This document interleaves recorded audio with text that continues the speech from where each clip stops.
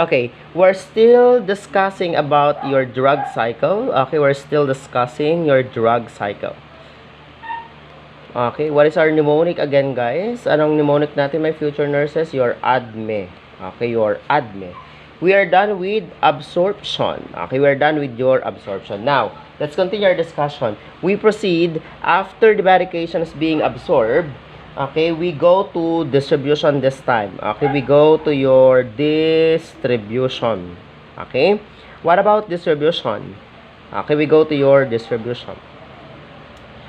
If we say distribution, it is actually the delivery to the site after it has been absorbed. Okay, delivery. Okay, delivery to the site. Delivery to the site after it has been absorbed. After it has been absorbed. After it has been absorbed. Okay, after it has been absorbed. Okay, it is the delivery to the site after it has been absorbed. So sometimes it's really hard for a drug to travel from blood to organs because some of physiological barriers we have in our bodies, and these physiological barriers, it allows nutrients and certain chemicals to pass through them.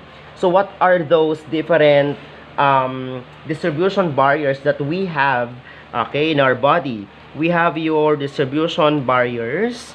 Okay, distribution barriers. Okay, barriers.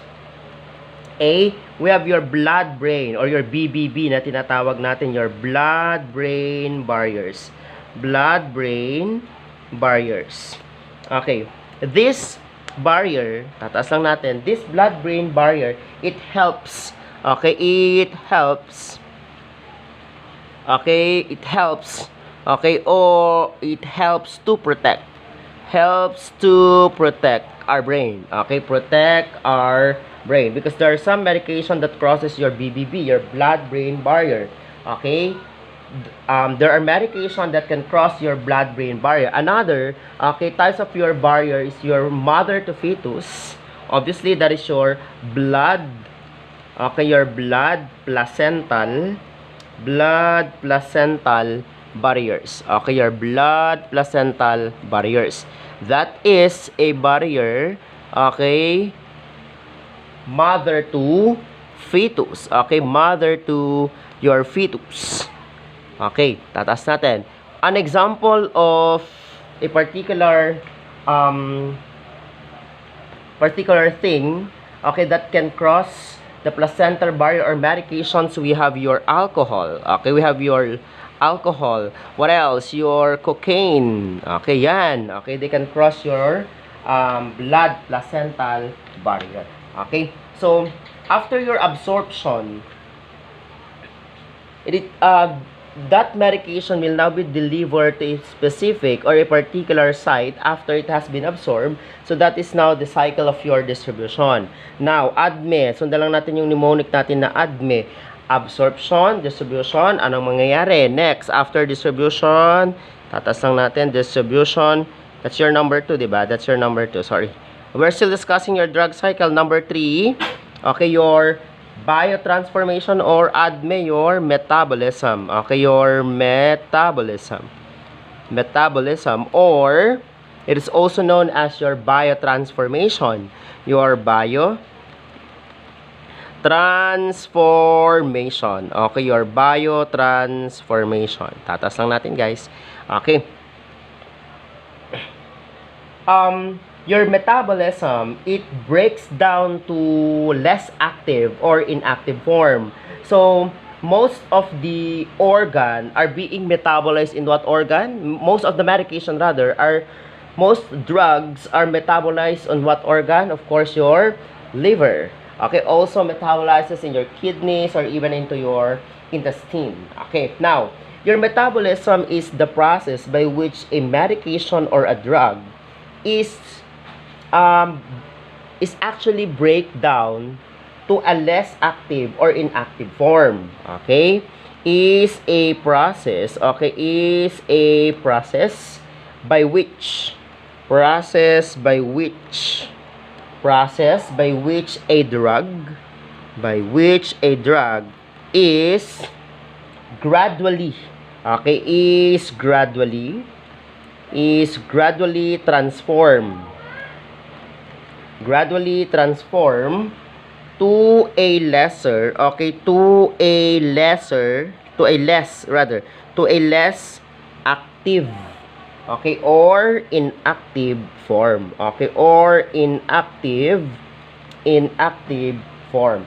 So most of your metabolism takes place saan? Sa liver po natin, okay. Most of your drugs are being metabolized sa the liver, okay. It takes place sa the liver by means of what? By means of your enzymes. So you have to check the level of toxicity, okay, level of toxicity of the drug sa ating liver po natin.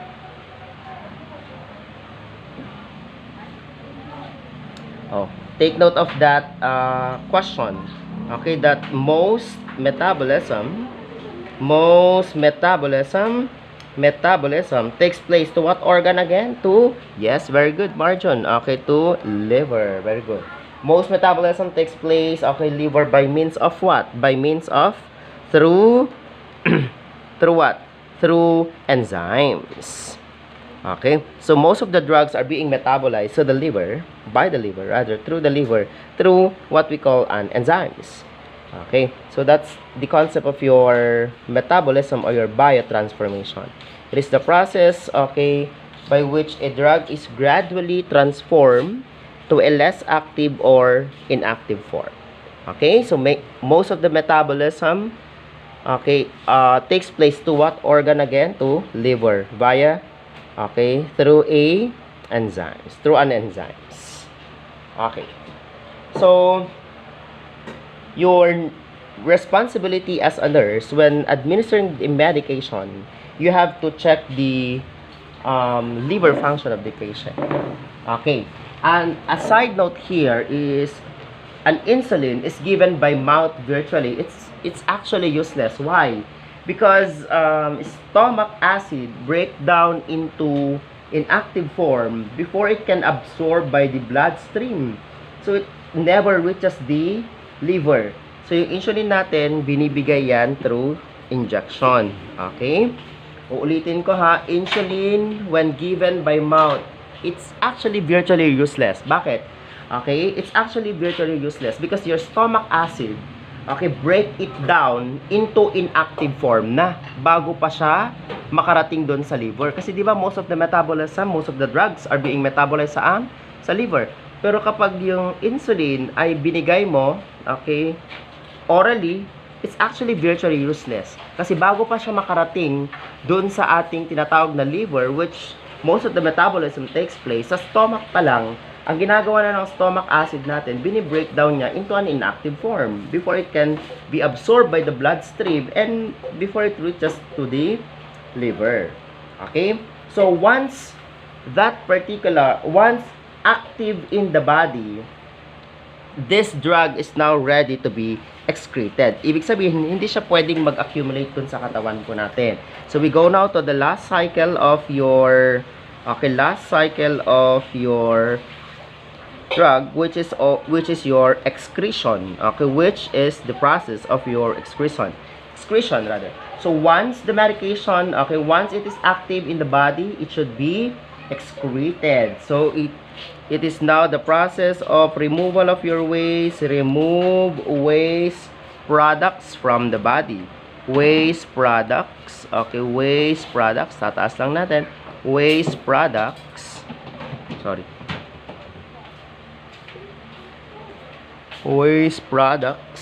from the body.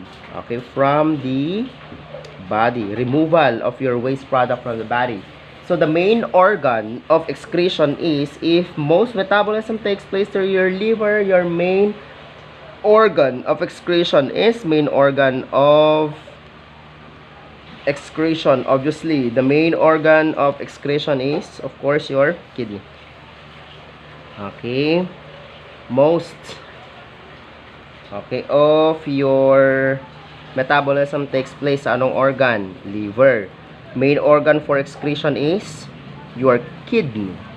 Okay, and also, okay, though the main organ of excretion is your kidney, some of the waste product from our body is also excreted through your saliva. Pwede din yan, okay? Also excreted not only to your kidney, it also includes through your saliva, your sweat glands, okay, your saliva, your sweat glands, okay, and of course your lungs, okay, and breast also excretes, okay, small amount only. Excretion, why excretion is very important? Because excretion is important because it ensures that waste product is actually removed from the body, and medications don't build up what we call your, because if those particular waste product retain, they are not being removed from the body, we have your accumulation na tinatawag natin. There will be build up of medication to the body, which leads to illness or toxicity. So that's very harmful, okay, sa mga patient po natin. Okay, if there are too much drug in the bloodstream, it will lead to your adverse effect, that is a direct toxicity. Okay, that is a direct toxicity. So the nursing implication here is you have to check the toxicity level of a particular drug. Okay, particular drug.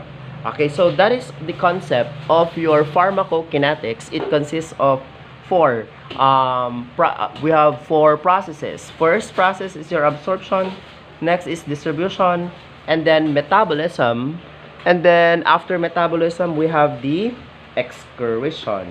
Okay, so that is the core subject of your pharmacology, your pharmacokinetics.